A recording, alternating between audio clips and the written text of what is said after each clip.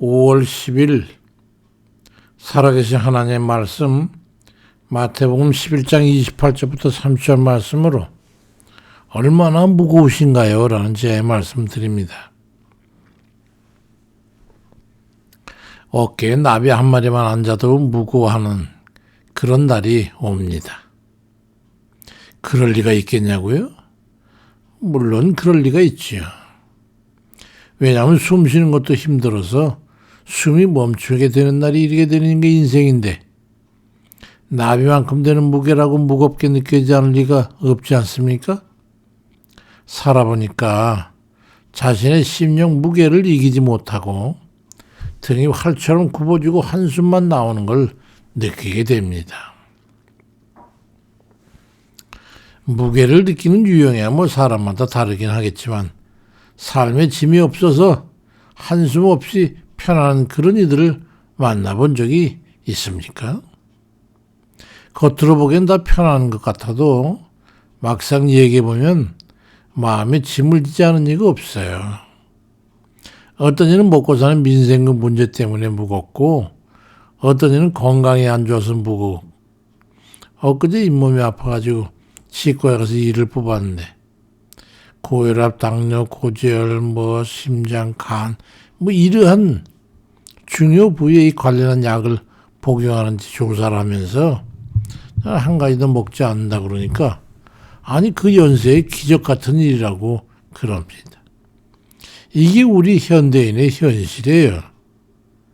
어떤 이는 사업이 잘 안 풀려가지고 앞으로의 삶이 우려돼가지고 고민하는 그런 일이 있는가 하면 자녀들 때문에 답답한 짐을 지고 힘겨워하고 있고 육신이 고장이 나서 고착된 그런 불편을 감수한 일도 있어요.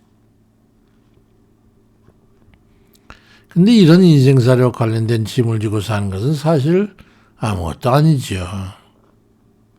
죄에서 기인하는 영적 문제가 해결되지 않아가지고 짓눌려 있는 그런 이들이야말로 큰일 아닙니까? 날이 갈수록 점점 더 무거워지는 거예요. 인생의 짐이라는 건. 이생의 문턱을 넘어야 하는 때가 어김없이 다가오기 때문이죠. 성경 다음으로 사람들에게 많이 읽혔다는 존 버년의 철로역정 책에 보면 한 사람의 기독도가 천국을 향해 가는데 그 가면서 겪게 되는 구원에 관해서 서술하고 있어요.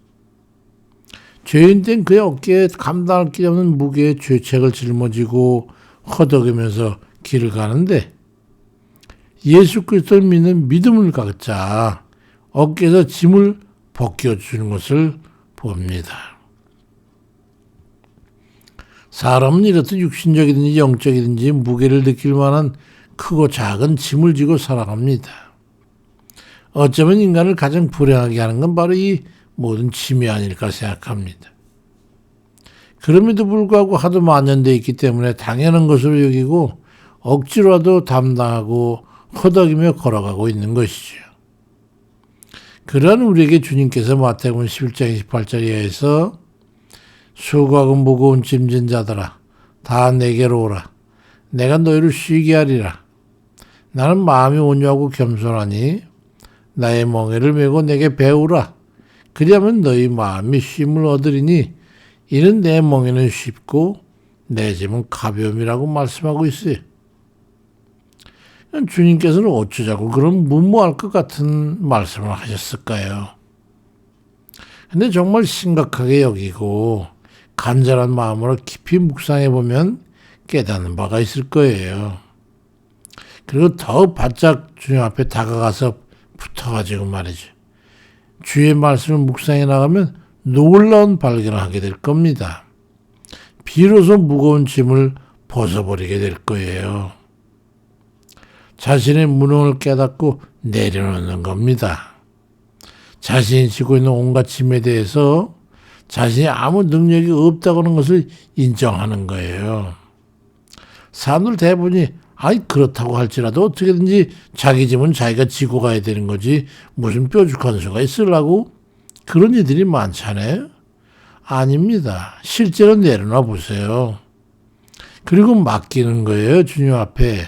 추상적인 개념 그런 것으로 맡김이 아니라 실제로 주님께 맡기고 손을 털어버려야 돼요. 주님, 맡게 난 몰라요. 난 몰라요. 이러는 거예요. 쉽게 얘기한다면.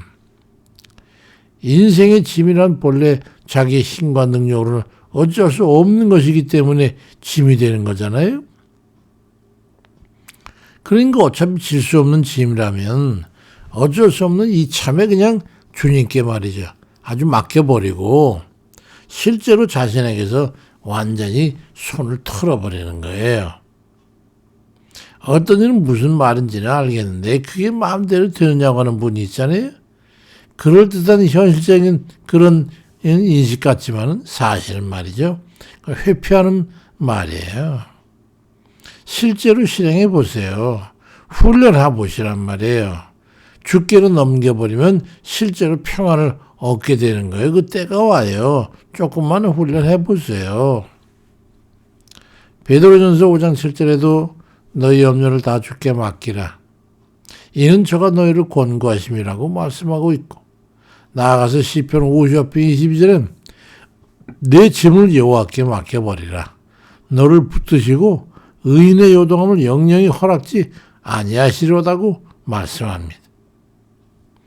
말씀대로 믿으시고 실제로 실행하실 때 놀라운 체험을 하게 될 거예요. 감당할 수 없는 무거운 짐을 주님께 맡겨버리고 대신에 주께서 말씀하시는 쉽고 가벼운 멍에를 지는 거예요. 그게 바로 무엇입니까? 기도입니다. 주님께 맡겨버리는 정도의 기도하는 거예요. 주님, 이 짐을 맡게 되니까 감사합니다. 대신에 저는 말이죠, 주의 말씀에 합당한 삶을 살아드릴 테니까요. 주님 부탁드려요.